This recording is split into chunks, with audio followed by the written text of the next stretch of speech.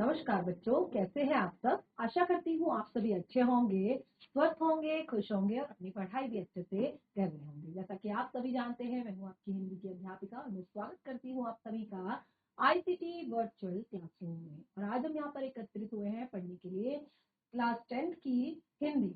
Class 10th की हिंदी में हम यहाँ पर पढ़ रहे हैं अपने जो सैंपल पेपर को, जो कि हमने अपने लास्ट ईयर का ही सैंपल पेपर यहाँ पर लिया है और हमने कुछ सेशन पहले इसको स्टार्ट कर दिया है और काफी सारी चीजें हमने सैंपल पेपर के बारे में यहाँ पर बता दी है। तो जैसे कि आपने देखा कि अभी तक हम अपने सैंपल पेपर में अपने 3 प्रश्न, यानी कि पहला प्रश्न जो है हमारा एक अपठित गद्यांश, दूसरा प्रश्न है हमारा एक निबंध और तीसरा प्रश्न है हमारा पत्र। तो इन 3 प्रश्नों को हम यहाँ पर सॉल्व कर चुके हैं और ये तीनों के तीनों जो प्रश्न हैं वो हमारे खंड अ से हैं। तो हमने यहाँ पर कुछ निर्देश जो है पढ़े थे, जिसमें हमने जाना था कि हमने दोनों खंडों के में पूछे गए सभी प्रश्नों के उत्तर देने हैं और उत्तर जितना संभव हो सके क्रमवार हमने देने हैं। तो हम यहाँ पर प्रश्नों को उनके मार्क्स के आधार पर, नंबर्स के आधार पर हम उसको सॉल्व कर रहे हैं और वो चीजें भी मैं आपको क्लियर कर रही हूँ जो थोड़ा बहुत चीजें आपको एक तरह से कंफ्यूज कर रही होंगी, थोड़ा बहुत चीजें जो आपको समझ में नहीं आई होंगी। तो यहाँ पर हमने प्रश्न 3 जो हमारा निबंध था उसको क्लियर कर लिया है। अब हम प्रश्न 4 जो कि हमारे व्याकरण का पार्ट है उसको हम यहाँ पर पढ़ेंगे, ठीक है ना। तो अब देखिए, व्याकरण का जो पार्ट है उसको हम पढ़ेंगे और व्याकरण के पार्ट में अभी तक हमने अपने सेशन में जो चीजें हैं उनको हमने यहाँ पर ढंग से नहीं पढ़ा है। तो आपको बहुत सारी चीजें हैं अभी पढ़नी है। जैसे मैंने आपको बताया, आपको क्रिया के बारे में पढ़ना है, आपको वाच्य के बारे में पढ़ना है, आपको वाक्य के बारे में पढ़ना है। तो बहुत सारी चीजें ऐसी हैं जो आपने यहाँ पर पढ़नी है। तो देखिए, जैसे सबसे पहले जो आपका प्रश्न है वो क्या है, निम्नलिखित खंड क एवं ख में क्रियापद छांटकर उनके भेद लिखिए। ठीक है ना। तो क्या करना है, यहाँ पर क्रियापद छांटकर उसके भेद लिखने हैं। अब यहाँ पर देखिए, ये मात्र आपका 1 नंबर का प्रश्न है, 1 नंबर का आपका प्रश्न है और 2 प्रश्न दिए गए हैं तो 2 नंबर का है।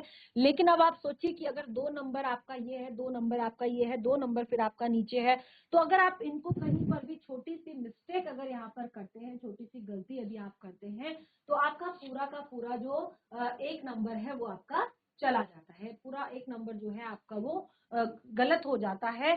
तो इस तरह से आप यहाँ पर क्या करते हैं, आप सबसे पहले यहाँ पर करते हैं, पहले प्रश्न को सॉल्व को क्या करना है, आपको प्रश्न को ध्यान पूर्वक पढ़ना है खंड क और ख में। ठीक है, 2 खंड यहाँ पर दिए गए हैं, क और ख, दोनों में ही आपने क्रियापद छांटकर उनके भेद बताने हैं। क्रियापद, क्रियापद क्या होता है, क्रियापद के लिए आपको सबसे पहले क्रिया की परिभाषा पता होनी चाहिए। ठीक है ना। क्रिया और पद 2 अलग अलग शब्द हैं। क्रिया होता है किसी शब्द से काम के करने या होने का पता चलता है, उसको हम क्रिया कहते हैं। पद क्या होता है, जब कोई शब्द किसी एक तरह से वाक्य में बन जाता है तो बहुत सारे व्याकरणिक नियम लिखा जाता है, तो बहुत सारे व्याकरणिक नियमों से बनता है और वो पद कहलाता है। ठीक है ना। तो पद हमने यहाँ पर बता दिया, क्रिया पद। ठीक है ना। तो ये है आपका क्रियापद।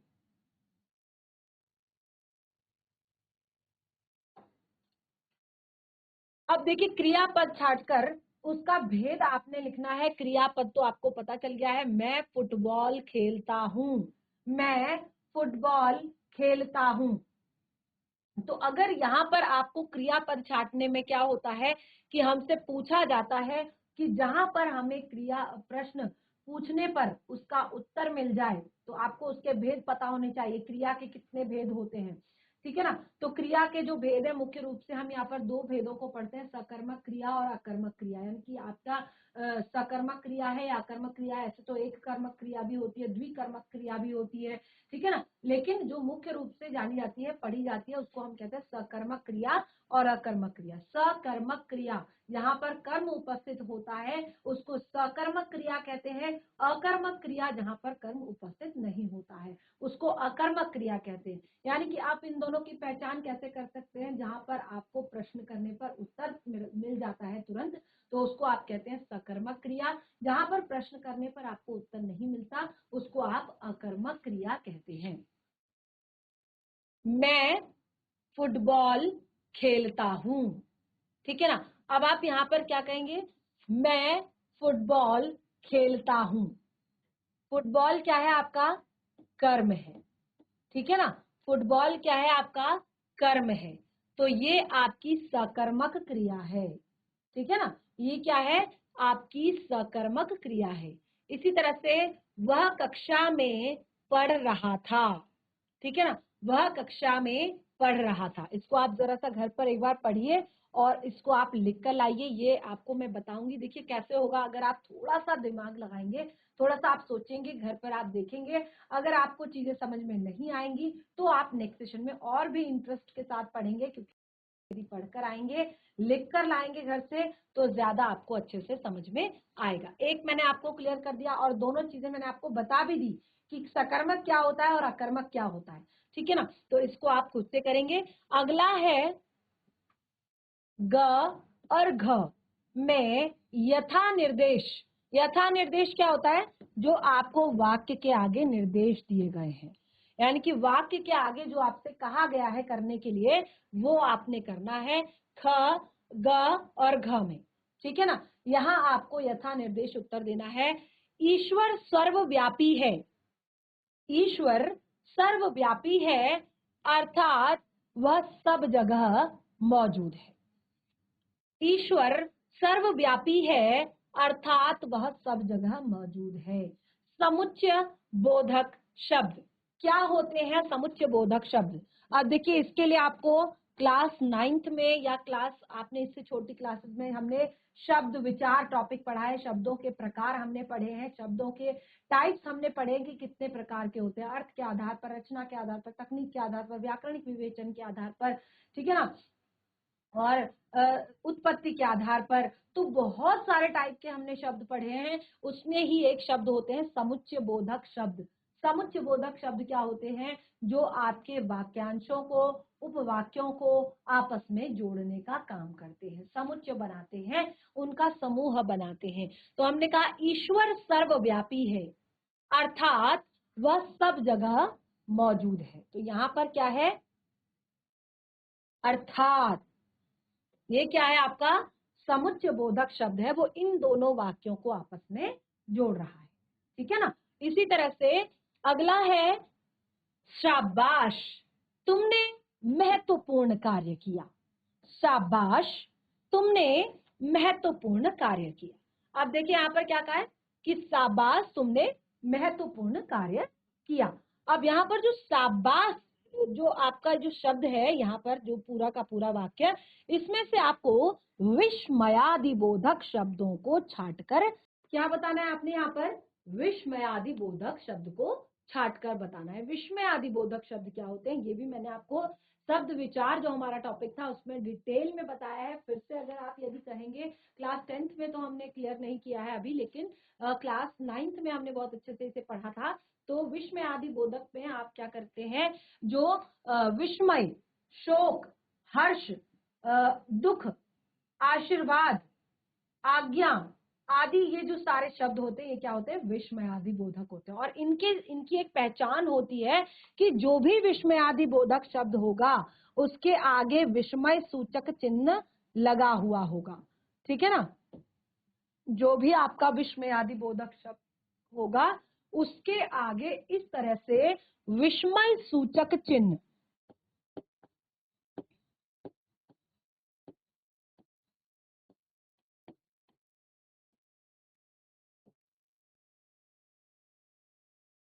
विस्मय सूचक चिन्ह लगा होगा, ठीक है ना। विस्मय सूचक चिन्ह, अब देखिए क्या है विस्मय सूचक चिन्ह,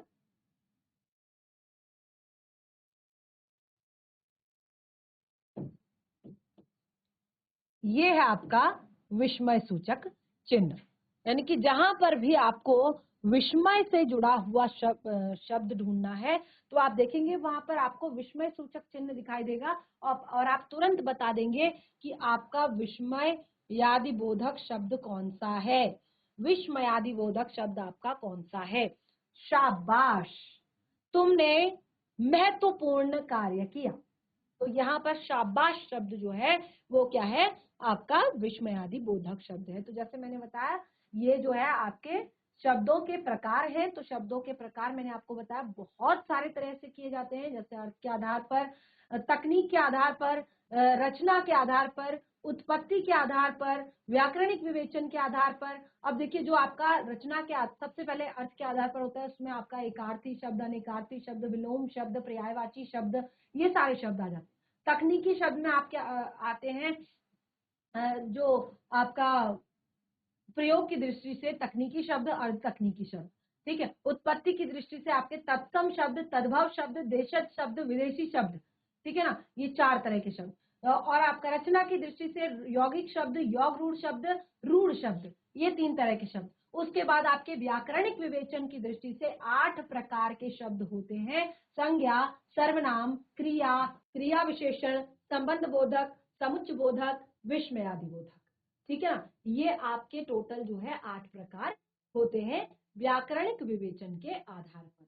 तो यहाँ पर जो है व्याकरणिक विवेचन में भी जैसे हमने कहा जो आपका क्रिया विशेषण, संबंध बोधक, समुच्चय बोधक, विस्मयादि बोधक, तो ये जो आप समुच्चय बोधक शब्द देख रहे हैं ये भी आपका वहीं से है, और ये जो विस्मयादि बोधक शब्द आप देख रहे हैं ये भी आपका वहीं से है। तो आप देख सकते हैं बहुत ही इजी से हमारे प्रश्न है, और एक एक नंबर के हैं, तो बहुत ज्यादा आपको दिक्कत नहीं होगी, बहुत आसानी से आप यहाँ पर 1 नंबर प्राप्त कर सकते हैं। यानी कि बहुत इजी सा पेपर आपका ये वाला आया हुआ है। और इसी तरह से आप अगर 4, 5, 6 सैंपल पेपर अगर सॉल्व कर लेते हैं तो हिंदी में आपको जरा सी भी दिक्कत नहीं होने वाली है, ठीक है ना। अब देखिए यथा निर्देश उत्तर दीजिए, यथा निर्देश उत्तर दीजिए। अब देखिए यहाँ पर फिर से ये व्याकरण का हमारा प्रश्न 5 जो है वो व्याकरण से हमारा संबंधित है, और यहाँ पर भी आपको 4 जो है टॉपिक दिए हैं। 1 नंबर का आपका एक प्रश्न है, यानी कि 4 यानी कि आपका 1 × 4 = 4, यानी कि 4 आपका जो है मार्क्स का है ये, और बहुत इजी है। यहाँ पर आपको वाच्य परिवर्तित करने हैं और वाक्य परिवर्तन करने हैं, यानी कि यहाँ पे दोनों चीजें आपको दे दी हैं 4 नंबर में, वाच्य और वाक्य, ठीक है ना। तो सबसे पहला प्रश्न आप देखिए, यथा निर्देश उत्तर देना है। यथा निर्देश का फिर से वही मीनिंग है कि जो भी उसके आगे आपको निर्देश दिया गया है, जिस प्रकार की बात आपसे कही गई है वही आपने करना है, ठीक है ना। तो चलिए सबसे पहले देखते हैं, गोपाल ने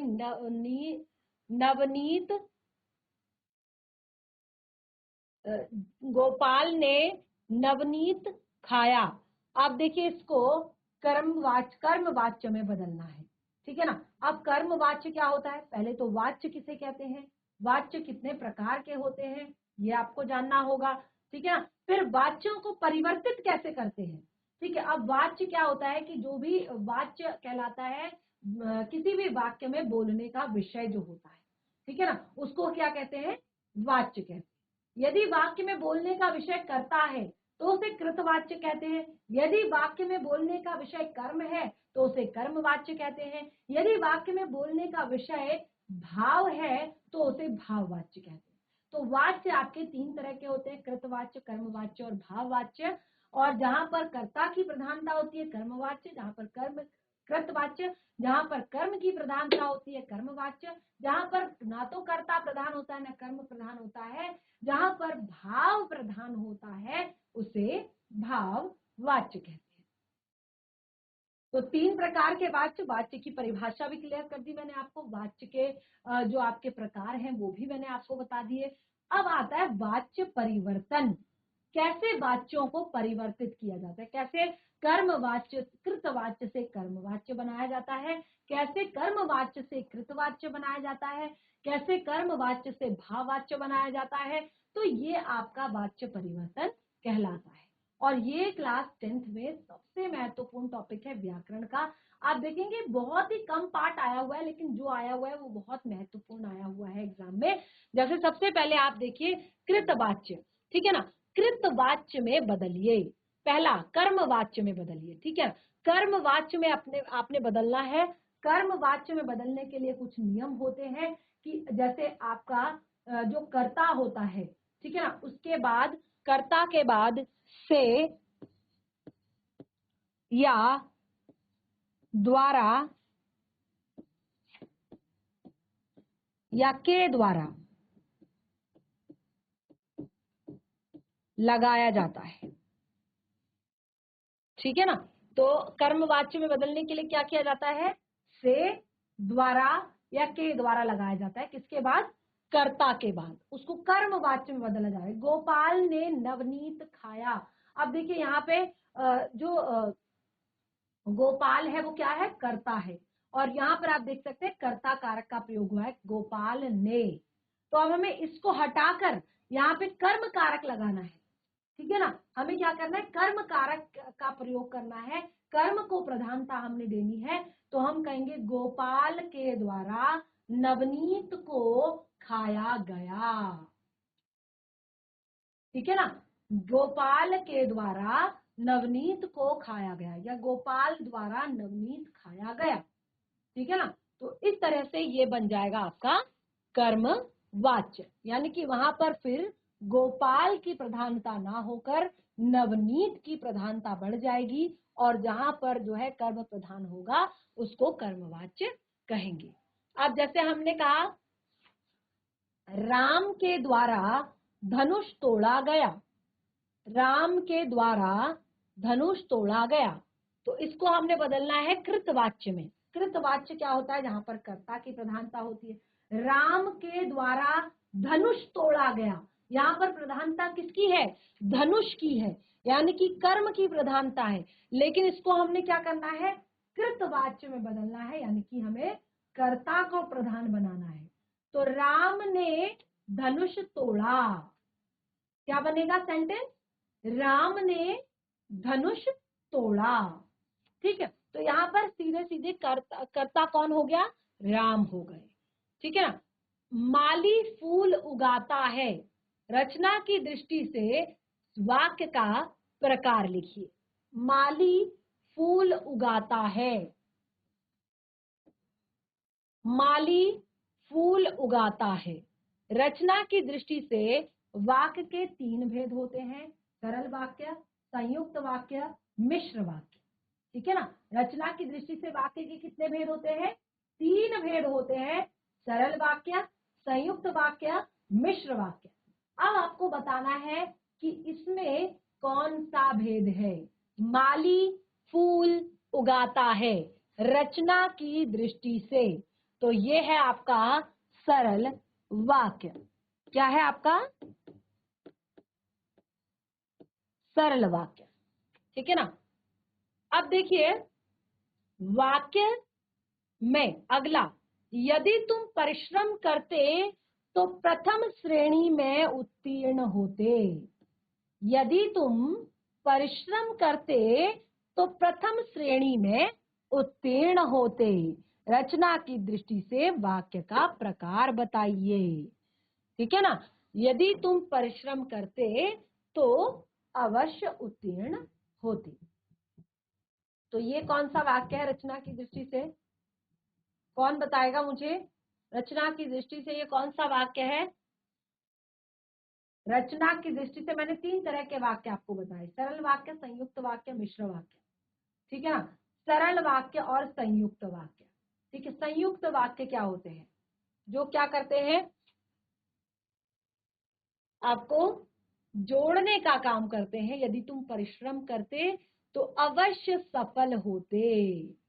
ठीक है ना, तो ये है आपका संयुक्त वाक्य। ठीक है ना, तो इस तरह से आप इसको लिख सकते हैं। अब यहाँ पर जो है निम्नलिखित में से अगला प्रश्न है, ये अगला प्रश्न, यहाँ तक प्रश्न 5 तक हमने व्याकरण का जो पार्ट है वो हमने काफी अच्छे से क्लियर कर दिया है। अब आपको आगे यानी कि प्रश्न 6 अब आपको करना है। प्रश्न 6 अब आप करेंगे, तो प्रश्न 6 में क्या करना है, ये भी आपका व्याकरण है और केवल 1-1 नंबर का है। अब देखिए कई बार जो है 1 नंबर से भी हमारे बहुत सारे परसेंटेज कम हो जाते हैं, तो इस कारण से हमें ये छोटी छोटी चीजें ध्यान रखनी है। तो निम्नलिखित शब्दों में पयोधर, पयोधर शब्द का अर्थ छांटकर लिखिए। तो ये आपके लिए होमवर्क है, जरा आप थोड़ा सा यहाँ पर इसको घर से जरा सा करके आएंगे, बहुत इजी चीजें हैं। जैसे दूसरा भी देखिए आप, इनमें से राकेश का अर्थ शब्द का अर्थ नहीं है, राकेश शब्द का अर्थ नहीं है, तो ये पर्यायवाची शब्दों में आ गया, ठीक है ना। ये सारी चीजें पर्यायवाची शब्दों में, अनेकार्थी शब्दों में, और जैसे मैंने कहा कि शब्द जो है आपका वो कहीं ना कहीं आपका आएगा एग्जाम में टॉपिक, तो इसको आप करें।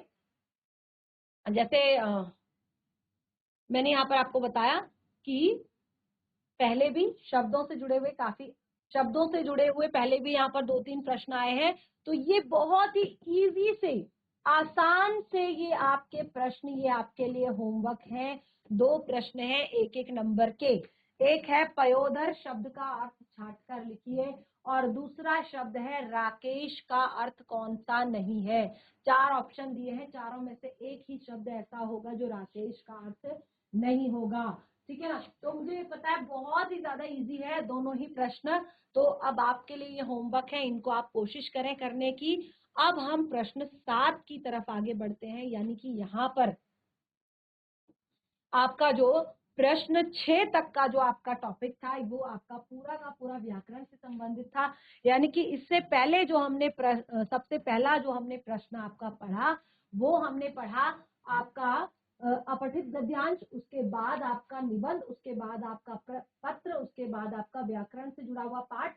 तो ये सारी चीजें जो है आपके व्याकरण से संबंधित थी। अब हम बढ़ते हैं आपकी क्षितिज पाठ्य पुस्तिका के काव्य खंड की तरफ, यानी कि पहले हम काव्य खंड को पढ़ेंगे, उससे रिलेटेड जो टॉपिक्स हैं उनके प्रश्नों के उत्तर देंगे और उसके बाद आगे बढ़ेंगे।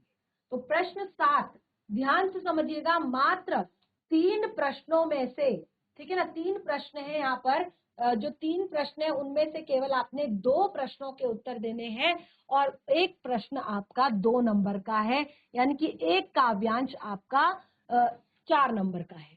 ध्यान से समझिएगा, निम्नलिखित काव्यांशों यानी कि एक से अधिक काव्यांश आपको दिया गया है, यानी कि एक आपका ऑप्शन में दिया गया है, आप चुन सकते हैं आपको कौन सा काव्यांश पढ़ना है, कौन सा सॉल्व करना है, कौन सा नहीं करना है, ठीक है ना। उनमें से किसी एक काव्यांश के नीचे दिए गए किन्हीं 2 प्रश्नों के उत्तर दीजिए। अब देखिए इनमें तो ऑप्शन है ही है, अब यहाँ पे भी ऑप्शन है, यानी कि यहाँ पे भी आपको 3 में से केवल 2 प्रश्नों के उत्तर देने हैं, ठीक है ना। तो चलिए सबसे पहले काव्यांश को पढ़ लेते हैं और उसके बाद उसको थोड़ा सा समझेंगे और उसके बाद उससे जुड़े हुए प्रश्नों के उत्तर देना शुरू करेंगे। तो पढ़ना शुरू करते हैं। बहसी लखन बोले मृदुबानी, अहो मुनिसु महाभट मानी। बहसी लखनु बोले मृदुबानी, अहो मुनिसु महाभट मानी। पुनि पुनि मोहि देखाओ कुठारा, चाहत उड़ावन फूकी पहारू। इहा कुम्हार बतिया को नाई, जे तर्जनी देखी मर जाही। देखी कुठाऊ सरासर बाना, मैं कछु कहा सहित अभिमाना। भृगुसुत समझी जनेऊ बिलो की, जो कुछ कहूं कहो सहो ऋषि रोकी। बंधे पाप अपकीर तिहारे, मारतहु पा अपरिह तुम्हारे। कोटि कुलिस सम बचन तुम्हारा, व्यर्थ धरऊ धनुबान कुठारा। बहुत ही सुंदर था ये काव्यांश, हमारी पाठ्य पुस्तक क्षितिज भाग 2 के राम लक्ष्मण परशुराम संवाद चैप्टर से लिया गया है। अब देखिए यहाँ पर क्या कहा है, बहसी लखनु बोले मृदुबानी, अहो मुनिषु महाभट मानी। पुनि पुनि मोहि दिखाव कुठारा, चाहत उड़ावन फूकी पहारू। देखी इहा कुमार बतिया को नाई, जे तर्जनी देखी मर जाही। देखी कुठारु सरासन बाना, मैं न कछु कहा सहित अभिमाना। भृगुसुत समझी जनेऊ बिलो की, जो कुछ कहूँ सहो ऋषि रोकी। सुर महिसुर हरिजनु अरुगाई, हमरे कुल इन पर न सुराई। बंधे पाप अपकीर तिहारे, मारतहु पा अपरिय तुम्हारे। कोटि कुलस सम बचन तुम्हारा, व्यर्थ धरऊ धनुमान कुठारा। तो यहाँ पर देखिए बहुत ही सुंदर पंक्तियां यहाँ पर कही गई हैं। तो लक्ष्मण जी ने, सबसे पहले मैं आपको यहाँ पर बता दूं कि इस चैप्टर में जो है क्या चल रहा है। ये चैप्टर आपका चल रहा है सीता के स्वयंवर के समय का। सीता के स्वयंवर रचाया गया है और उस टाइम पे बहुत ही जगह, अलग अलग जगहों से जो है बहुत ही राजा राजकुमार जो है अलग अलग देशों के नरेश जो है वहां पर आए हुए हैं सीता से स्वयंवर करने के लिए। लेकिन सीता के स्वयंवर की जो शर्त है वो शिव धनुष, जो परशुराम जी ने राजा दशरथ को, जनक को दिया था और कहा था कि तुम इसका ध्यान रखना, क्योंकि परशुराम जी एक जगह पर टिकते नहीं है, वो इधर उधर घूमते रहते हैं। और उन्होंने कहा कि तुम मेरे इस शिव धनुष का ध्यान रखोगे। तो इस तरह से जब उन्होंने यहाँ पर उनको बताया इस चीज के बारे में कि शर्त ये है कि जो भी इस शिव धनुष को उठाकर उस पर प्रत्यंशा चढ़ाएगा, सीता का विवाह उसके साथ किया जाएगा। तो वहां पर जो है राम लक्ष्मण भी अपने गुरु के साथ जो है पहुंच गए हैं और स्वयंवर शुरू होता है। सारे राजा जो है उठते हैं, कोई भी उस धनुष को उठाने की एक तरह से बिल्कुल यत्न करने तक ही वो थक जाता है, वो यत्न भी नहीं कर पाता उठाने का, कोशिश भी नहीं कर पाता। और इसी तरह से जब राम की बारी आती है तो राम उसको उठाते हैं। एक बार गुरुजी की तरफ देखते हैं, फिर धनुष की तरफ देखते हैं, फिर गुरुजी की तरफ देखते हैं, फिर धनुष की तरफ देखते हैं और जैसे ही धनुष को उठाते हैं और उसको प्रत्यंचा चढ़ाने के लिए कोशिश करते हैं तो धनुष बीच से टूट जाता है। और ये बात जब परशुराम को पता चलती है तो वो अत्यंत क्रोध में भरे हुए उस सभा में आ जाते हैं और वहां पर कुछ कुछ कुछ बोलने लगते हैं, गुस्सा होने लगते हैं कि कौन है जिसने ये मेरा शिव धनुष तोड़ा है। और रामचंद्र जी बिल्कुल आराम से कहते हैं कि हे भगवान, आपका ही कोई दास होगा आपके शिव धनुष को तोड़ने वाला। तो वो और नाराज हो जाते हैं, कहते हैं कि दास जो होता है, सेवक जो होता है, उसका काम सेवा करना होता है, ना कि इस तरह से गुस्सा दिलाना।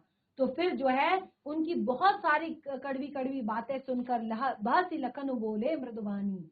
अब उनकी सारी बातें सुनकर लक्ष्मण जी जो है बिल्कुल उनसे बहस करने के मूड में मृदुल वाणी से कहते हैं, अहो मुनि सुमहाभट मानी। कहते हैं, हे मुनि, पुनि पुनि मोहि दिखाओ कुठारा, चाहत उड़ावन फूकी पहाड़ू। आप ये जो बार बार मुझे कुठार दिखाकर, मुझे कुल्हाड़ी दिखाकर जो मुझे डराना चाहते हैं, क्या आप यहाँ पर फूक मार देने मात्र से पहाड़ उड़ा देना चाहते हैं? यहाँ कुम्हार बतिया को नाई, जे तर्जनी देख मर जाही। कुम्हार की बतिया, मैंने आपको बताया था ना कि कुम्हार के जो चिकना जो एकदम मिट्टी मिट्टी होती है, वो उंगली से, ठीक है ना, उंगली से उसको शेप दे दे के अलग अलग तरह से उसको ढाल देता है। तो लक्ष्मण ये कहते हैं कि यहाँ कोई कुम्हार की बतिया नहीं है जो आपकी तर्जनी को देखकर मर जाएगा, जो आपकी इस उंगली को देखकर डर कर मर जाएगा। देख ही कुठार उस सरासर बाना, मैं कछु कहा सहित अभिमाना।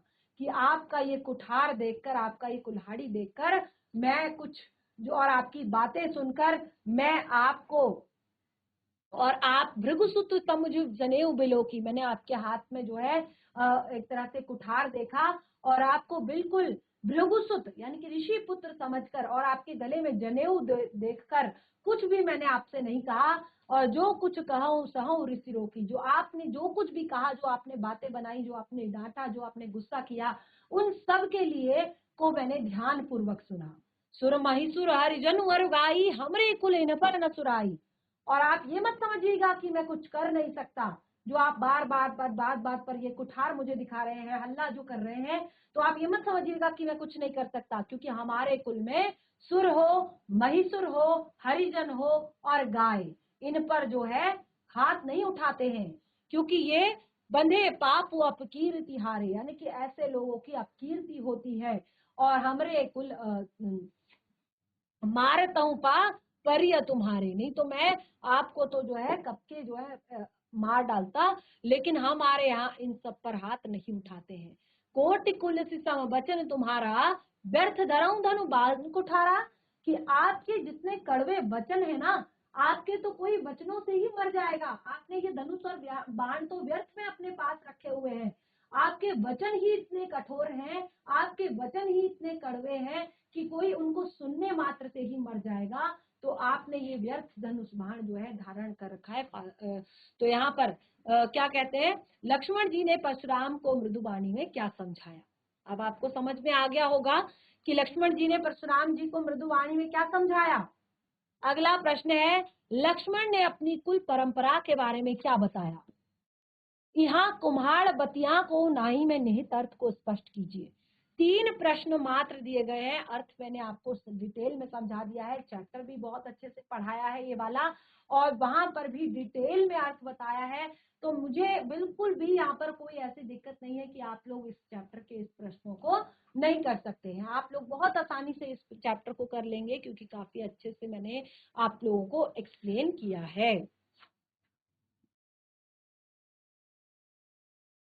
अब देखिए, इसी का दूसरा पार्ट है, यानी कि ये भी ऑप्शन में है आपका।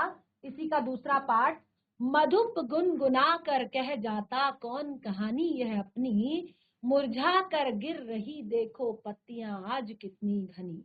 इस गंभीर अनंत नीलिमा में असंख्य जीवन इतिहास, यह लोग करते ही रहते हैं अपना व्यंग मलिन उपहास। तब भी कहते हो कह डालूं दुर्बलता अपनी बीती, तुम सुनकर सुख पाओगे देखोगे यह गागर रीति। आत्मकथ्य, आपने अभी इससे कुछ टाइम पहले ही मैंने आपको ये चैप्टर जो है क्लियर किया है, बहुत अच्छे से हमने इसे पढ़ा समझा, जिसमें जो है कवि के जो मित्र हैं वो उन्हें आत्मकथा लिखने के लिए कहते हैं कि आप अपनी आत्मकथा लिखिए, लेकिन कवि कहते हैं कि अभी जो है समय नहीं है, सही समय नहीं है आत्मकथा लिखने का, क्योंकि अभी जो है थकी सोई है मेरी आत्मौन व्यथा। तो वो कहते हैं, मधुप गुनगुना कर कह जाता कौन कहानी यह अपनी, मुरझाकर गिर रही देखो पत्तियां आज कितनी घनी। इस गंभीर अनंत नीलिमा में असंख्य जीवन इतिहास, असंख्य जीवन इतिहास, यह लोग करते ही रहते हैं अपना व्यंग मलिन उपहास। तो वो यहाँ पर कहते, जब उनके मित्र कहते हैं कि आपको अपनी आत्मकथा लिखनी चाहिए, तो वो कहते हैं मेरे को आत्मकथा मतलब मैं कैसे लिखूं, मेरा कोई आत्मकथा लिखने का ऐसा कुछ भी आत्मकथा लिखने का मेरे अंदर नहीं है कि मैं आत्मकथा लिखूं, क्योंकि मेरे जीवन में बहुत सारे ऐसे जीवन इतिहास है मेरे, जो मेरा व्यंग मलिन उपहास जो है बनाते रहते हैं। बहुत सारे ऐसे जीवन में मेरे क्षण आए हैं, कष्ट आए हैं, दुख आए हैं, परेशानियां आई हैं, मेरा जीवन बहुत अच्छा नहीं है जो आप मुझसे कह रहे हो कि अपनी आत्मकथा लिखो। तो बहुत सारे व्यंग मलिन उपहास हैं इसके, और फिर भी तुम कहते हो कि कह डालूं दुर्बलता अपनी भी थी। तुम्हें पता है इतनी सारी चीजें मेरे जीवन में घटित हुई है, फिर भी तुम कहते हो कि दुर्बल, जो मैं कह डालूं दुर्बलता अपनी बीती, यानी कि जो भी मुझ पर बीता हुआ है, जो भी मेरी कमियां हैं, जो भी मेरी गलतियां हैं, जो भी मेरी मिस्टेक्स हैं, उनको तुम कहते हो कि मैं आत्मकथा के रूप में कह डालूं।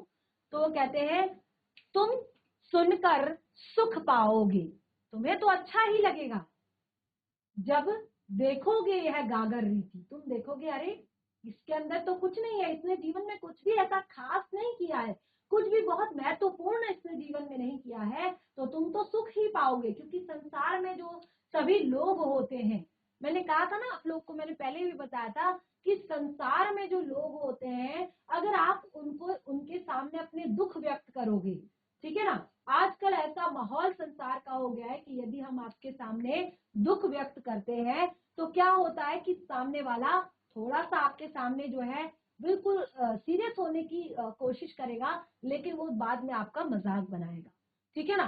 तो तुम तो सुख पाओगे जब देखोगे मेरी यह गागर रीति। तो इसमें देखिए यहाँ पर भी आपके 3 प्रश्न हैं, और तीनों में से मात्र आपने 2 ही प्रश्न करने हैं। देखिए 2 ऑप्शन है, उसमें भी आपको 3-3 प्रश्न दिए गए हैं, उसमें से भी आपको मात्र 2 प्रश्न सॉल्व करने हैं। तो 4 नंबर का ये प्रश्न है। मैं आशा करती हूँ कि कोई दिक्कत परेशानी यहाँ पर नहीं होने वाली है आपको। और हाँ, जरूरी नहीं कि नेक्स्ट टाइम यही आपके काव्यांश आए, ढेर सारी कविताएं हैं आपकी क्षितिज पाठ्य पुस्तिका में, हर एक चैप्टर को अच्छे से रीड कर लें, पढ़ लें, उसके भावार्थ को समझ लें, और कहीं पर भी कोई डाउट होता है तो उसको भी क्लियर कर लें, ताकि आपको पढ़ने में यहाँ पर जो है किसी भी काव्यांश को सॉल्व करने में कोई दिक्कत नहीं आएगी। दोनों में से कोई एक न एक तो आपको अच्छे से क्लियरली आता होगा, जिससे कि आपके पूरे 4 नंबर आ जाएंगे। अपना व्यंग मलिन उपहास का आशय स्पष्ट कीजिए, गागर रीति से आप क्या समझते हैं। तो ये जो 3 प्रश्न हैं, इनमें से मात्र 2 प्रश्न आपने करने हैं, और उन 2 प्रश्नों को आप करें अच्छे से, समझें, और कहीं पर भी कोई डाउट होता है तो आप उसको जरूर क्लियर करें। तो इस तरह से हमने प्रश्न 7 तक यहाँ पर अपना जो चैप्टर है, जो प्रश्न पत्र है वो कंप्लीट कर लिया है। प्रश्न 8 जो है वो भी आपकी ही पाठ्य पुस्तिका से है, क्षितिज पाठ्य पुस्तिका भाग 2 के काव्य खंड से ही है। और यहाँ पर भी आपको 3 प्रश्नों में से मात्र 2 प्रश्न, यानी कि ये भी आपका दीर्घ उत्तरीय में ही आता है, यानी कि आपके 4 नंबर के ये 2 प्रश्न हैं। फागुन में ऐसा क्या होता है कि जो अन्य ऋतुओं में नहीं होता, अट नहीं रही कविता के संदर्भ में स्पष्ट कीजिए। बहुत ही सुंदर कविता है, छोटी सी कविता है, फागुन के सौंदर्य को यहाँ पर बताया है और अट नहीं रही कविता के आधार पर आपको क्लियर करना है कि फागुन में ऐसा क्या होता है जो बाकी ऋतुओं में नहीं होता। दूसरा है नागार्जुन की फसल शीर्षक कविता का सार संक्षेप में बताइए। आत्मकथ्य कविता में स्मृति को पाथेय बनाने का क्या आश्रय है। गोपियों ने उद्धव से योग की शिक्षा कैसे लोगों को देने की बात कही है। चारों के चारों प्रश्न इतने इजी हैं कि अगर आपने एक बार भी चैप्टर को पढ़ा होगा, ध्यान से उसको समझा होगा, कहीं पर भी आपको कोई दिक्कत नहीं होने वाली है। तीन जो आपके प्रश्न है यहाँ पर, ठीक है ना, ये आपका प्रश्न 9 है। 3 जो प्रश्न है आपके, तीनों में से आप आसानी से 2 प्रश्नों के उत्तर दे सकते हैं। तो इस तरह से आज हमने यहाँ पर काव्यखंड से संबंधित भी प्रश्नों को जो है सॉल्व कर लिया है। अभी थोड़ा सा चीजें यहाँ पर शेष रह गई, उसके बाद हम अपने गद्यखंड को स्टार्ट करेंगे और उसके बाद अपने संस्कृत से जुड़े हुए चैप्टर को कंटिन्यू करेंगे। तो आज हमने ढेर सारी चीजें यहाँ पर डिस्कस की है। कहीं पर कोई डाउट रहता है तो उसको नेक्स्ट सेशन में क्लियर करें। तब तक के लिए धन्यवाद। आपका दिन शुभ।